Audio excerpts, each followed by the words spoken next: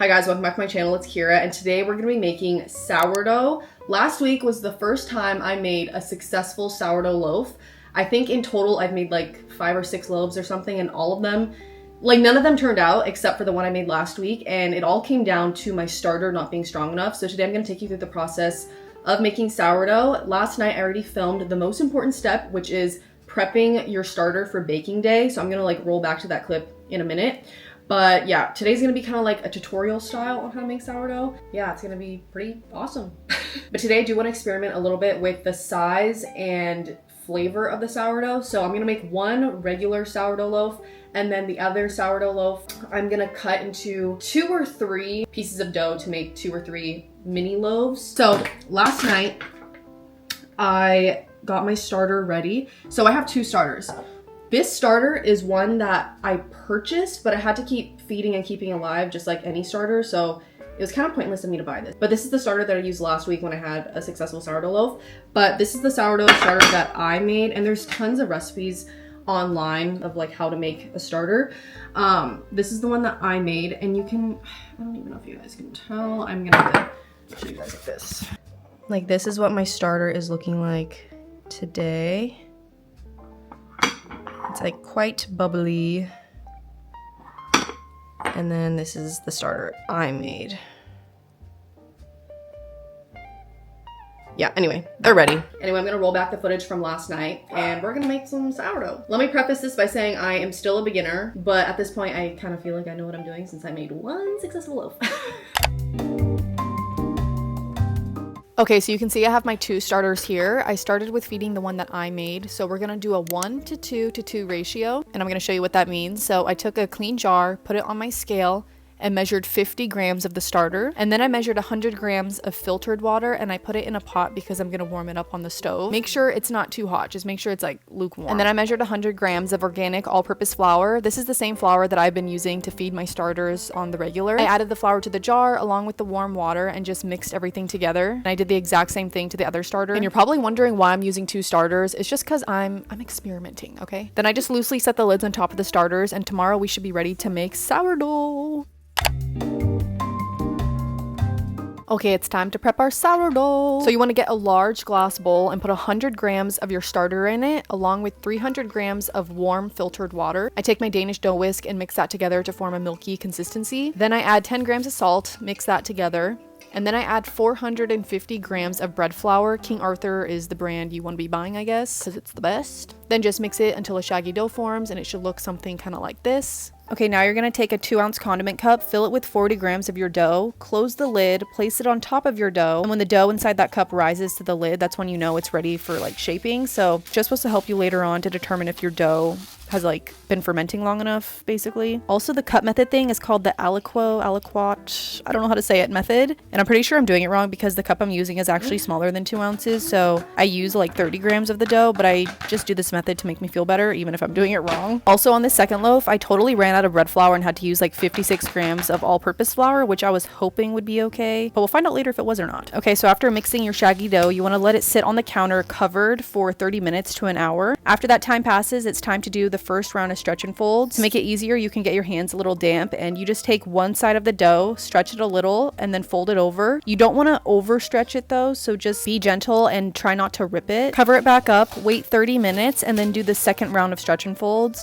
I probably do about 4 to 5 stretch and folds per round, so just enough to make my way around the bowl. Cover it back up, wait 30 minutes, and now it's time for the third and final stretch and fold. You can do 4 rounds if you'd like, but my dough already built up quite a bit of tension, so 3 was good enough. After I was done with the last stretch and fold, I formed a ball with the dough before setting it back in the bowl to bulk ferment, and then I put that little condiment cup back on and covered it with my shower cap. And I feel like it gets pretty cold in my house, so I like to take a kitchen towel and set it under the bowl so it's not freezing cold, and I kind of like wrap them like they're my little babies. So now we're gonna leave them on the counter to bulk ferment for anywhere between 4 to 12 hours. And yeah, now it's almost 1 a.m. so mine took about 10 or 11 hours. Basically, the dough should be jiggly. You should see some air bubbles in it, and when you tilt the bowl, the dough should slowly detach from it. And you can see this second loaf did not rise as much as the other one, which I think has to do with me using all-purpose flour, but I don't know, maybe I also needed to wait longer for it to bulk ferment, but something tells me it wouldn't have risen much more even if I waited like another hour or 2. It's honestly a learning process, and I'm still learning, guys. guys. I'm just excited to make some bread. Okay, now it's time to shape our dough. I gently removed the dough from the bowl and set it on the clean counter. I let it rest on the counter while I prepped my bowl. I placed a towel in a bowl and sprinkled rice flour in it. And this is my first loaf. Remember, I'm making a few different loaves. So this first loaf is going to be a regular plain sourdough. So I took the dough and started folding in the sides to kind of form a ball. And then I did push and pulls, which is basically when you take your palm and push the dough away from you, and then you cup your hand and pull it towards you. It kind of follows a candy cane or J motion. And I kind of just keep doing this until I think the shape looks good, like nice and round, basically. Once I'm done shaping it, I take my bench scraper and flip the dough into the bowl, and I make sure it's completely covered with a towel so it doesn't dry out in the fridge. And now it's time for our second loaf, which is going to be 2 mini loaves. And look at how stunning this dough looks. It rose so much and it has a bunch of beautiful air bubbles, which always makes me so excited to see. And then same thing with this loaf. I gently removed it from the bowl and let it rest on the counter while I got my banneton ready with rice flour. And I only have one banneton, so I have to use other random bowls in my house if I want to make more than one loaf. And like I said earlier, I'm making 2 mini loaves, so I cut the dough in half. For the first mini loaf, I shaped it exactly like the other loaf by pulling in the sides and then doing push and pulls. I plopped the dough in my banneton and then covered it with a shower cap. Okay, and for the second mini loaf, we're actually adding in inclusions, which is exciting. So I stretched the dough into a rectangle shape, and then I added my sliced jalapenos and cheddar cheese cubes that I cut because this is going to be our jalapeno cheddar loaf. Duh. And once I covered the dough with the inclusions, I folded in the sides and then added more inclusions so that they would be evenly distributed throughout the bread. Once those were on, I kind of rolled up my dough, as you can see here. And what's next? You guessed it, we gotta shape it. So we did push and pulls to make it nice and round. Plopped it in our little bowl strainer thing with a towel and covered it up, and then I stuck them all in the fridge overnight.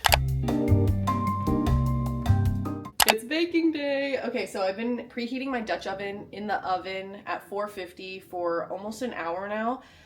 Usually you want to do it for like 30 minutes to an hour. So I'm gonna go take out one of my loaves from the fridge, score it, and then pop it in the oven. Okay, sometimes my shaped dough looks so flat when I flip them onto the parchment paper, but usually they still turn out and they look normal after baking. But basically here I'm just scoring the dough, and you can score it and do whatever designs you want, but just make sure to always do one bigger or deeper score. And honestly, I'm not sure why. I think it's because it helps your dough expand more when baking, but I just do it because everyone else does it. After scoring, I placed the dough in the preheated Dutch oven, put the lid on, and baked at 450 degrees for 20 minutes with the lid on, and then an additional 15 to 20 minutes with the lid off. Oh my gosh, look at the beauty.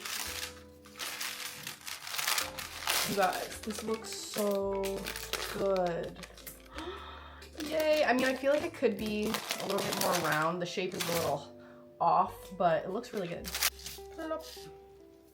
2 big cuts.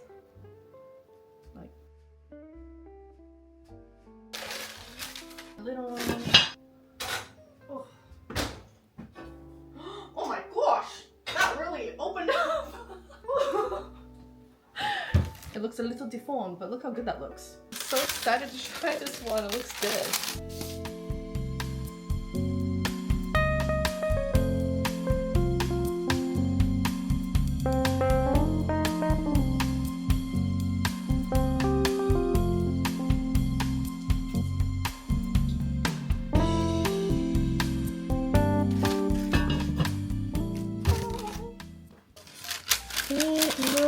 Divine. Oh. Okay, my loaves have been resting for about 2 hours, so I'm gonna cut into them, and I'm so excited.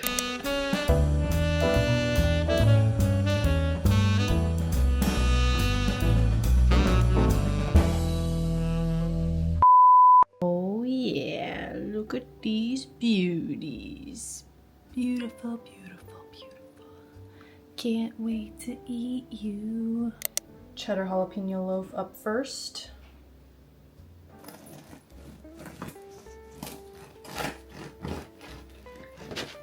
It's always so hard to cut at the bottom of the bread. Moment of truth.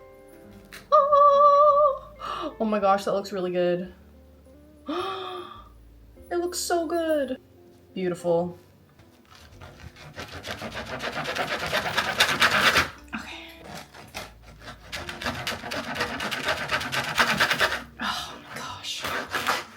Up next, a plain loaf.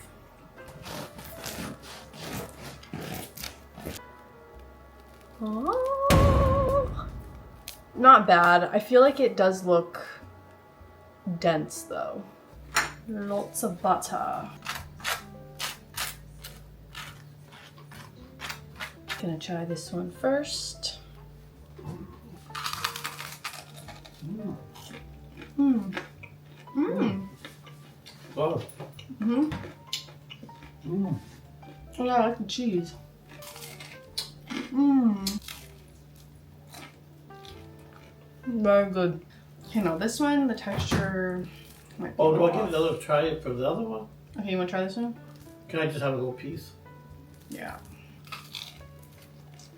Oh. I feel like the texture's fine. Mm. Right? Wow. Hmm. The texture on this one isn't even bad. Oh my god. Anyway, hopefully this video was helpful in some sort of way if you've been trying to make sourdough bread and you're a beginner.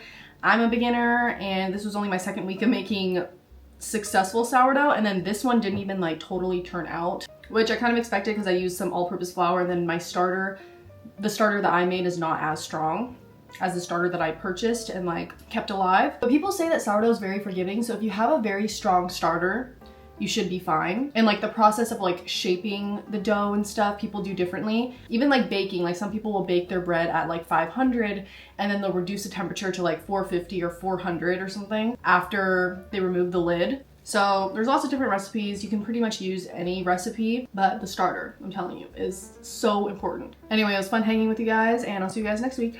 Bye.